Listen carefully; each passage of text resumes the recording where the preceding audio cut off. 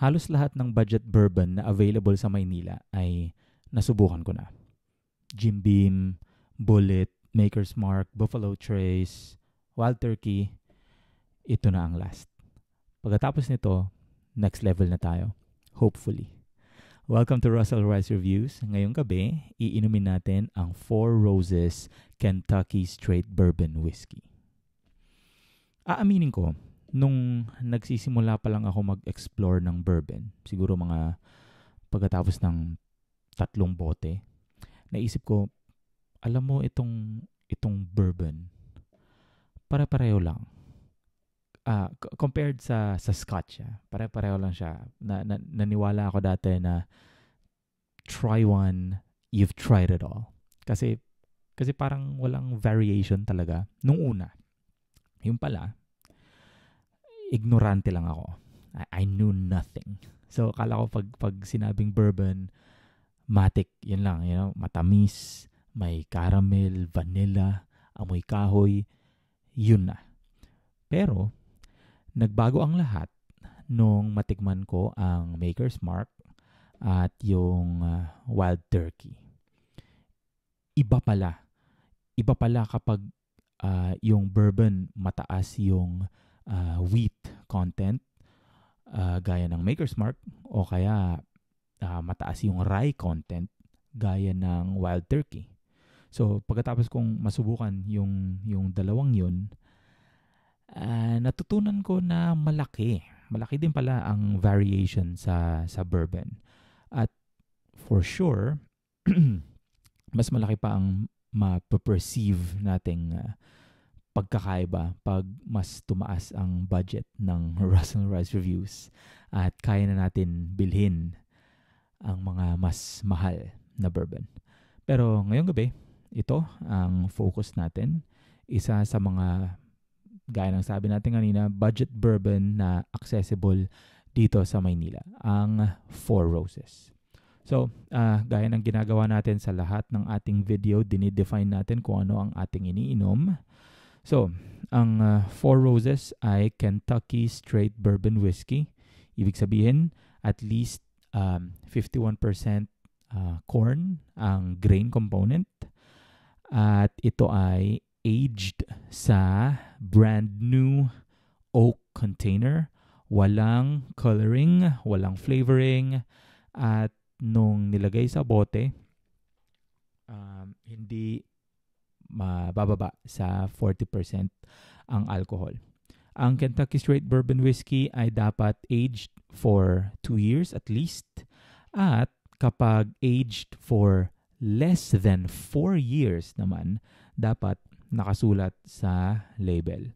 So, dahil walang age statement dito sa bote ng Four Roses, nangangahulugan na ito ay aged for more than 4 years. At ayon din sa kanilang website, dito nakalagay ito ay aged minimum 5 years. So yun nakasulat sa kanilang website. Ito ay 700 ml na bote, 40% ABV at tapat ko sa puting background. Ayan ang kulay niya, parang ginto na amber, kombinasyon ng dalawang yun. Ayan, it looks inviting, I would say. Okay, so inumin na natin to. Sabi sa website nila, makakakuha tayo ng floral essences with gentle spice and honey sa nose. Tingnan natin.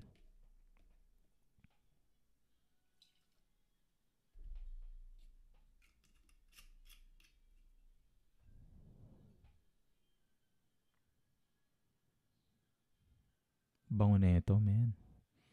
So, typical na mga amoy na nakukuha natin sa bourbon. Matamis. Ito merong plasticky note.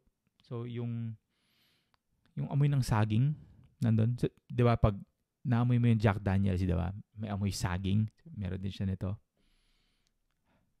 So, matamis. May amoy caramel, may vanilla. Pero prominent yung amoy saging. na medyo plasticky note.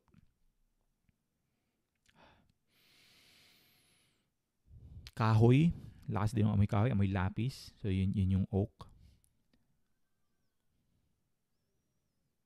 Floral essence.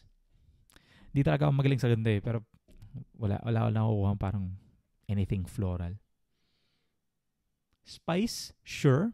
Siguro may rye content din to. So kasi nabasa ko sa bourbon yung spiciness usually nanggagaling siya sa rye. So yes, spicy. Honey, very faint, I guess, pero feeling ko kung di ko nabasa na dapat may makuha kang honey dito, baka hindi ko rin siya na-detect. Pero dahil alam ko kung ano yung dapat hanapin, I'd say yeah, may nakukuha nga akong honey. Pero prominent talaga yung usual na bourbon smells. Matamis, caramel, vanilla. At yun nga, amoy saging. Amazing kasi walang kahit anong flavoring, walang kahit anong additives sa bourbon. Nangyayari lang talaga yun sa nagagawa lang talaga ng talent ng mga nagdi-distill ng bourbon. Okay. Inumin na natin. So, sabi sa website nila, sa palate, dapat makakuha ka daw ng, harap ko lang yung label sa inyo, crisp, fresh fruit with hints of pear and apple. Let's see.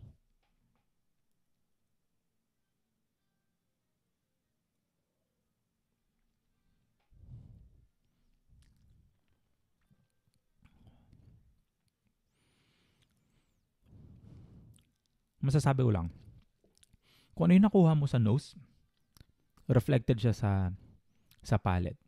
Yung tamis na nakuha mo nung inamoy mo, nandun sa lasa. Apple, pear, parang hindi. May pakla. So yung saging na naamoy natin kanina, parang nandito rin sa palate kasi may konti siyang pakla. Pero lamang yung tamis. Pag uminom mo ng whiskey, tinitignan ko rin yung mouthfeel. Ito medyo manipis. Pero expected naman yung kasi 40% ABV lang. So, yan, hindi naman tayo nag-expect masyado. So, medyo manipis yung mouthfeel. Pero hindi siya masama. Okay yung lasa, okay yung mouthfeel. Sapat lang.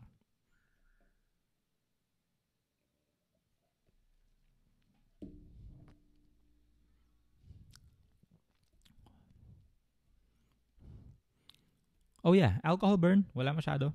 Again, 40 lang siya. So, very friendly is what I would say. That's a good word to describe it. Naalala ko ininom namin 'to ng kaibigan ko si Reggie. Yun din ang sabi niya, very very friendly yung Four Roses. So, kung magsisimula ka pa lang sa bourbon, ito ang okay na magsimula sa boteng to. So, very, very friendly. Okay, finish. Sabi sa website nila, nakasulat lang, smooth, long, and pleasant. Agree sa smooth, agree sa pleasant, pero hindi long. Mabilis mawala yung mabilis matapos yung buong experience. Pero yeah, smooth, pleasant. Okay siya. So, very good na starting bourbon kasi nga very friendly. Naalala ko kasi nung uminom kami nung kaibigan ko si Reggie. Kasabay naming ininom ito, isa pang bourbon, Wild Turkey.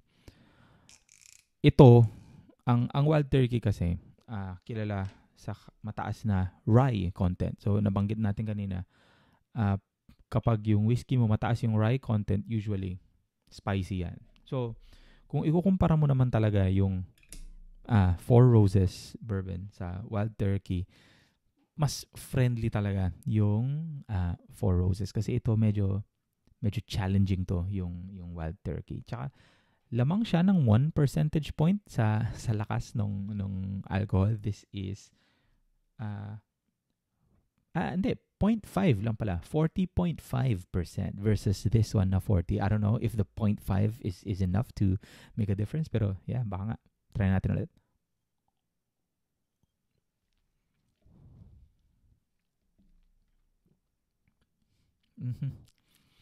Okay, yeah, mas harsh nga, mas interesting definitely yung wild turkey.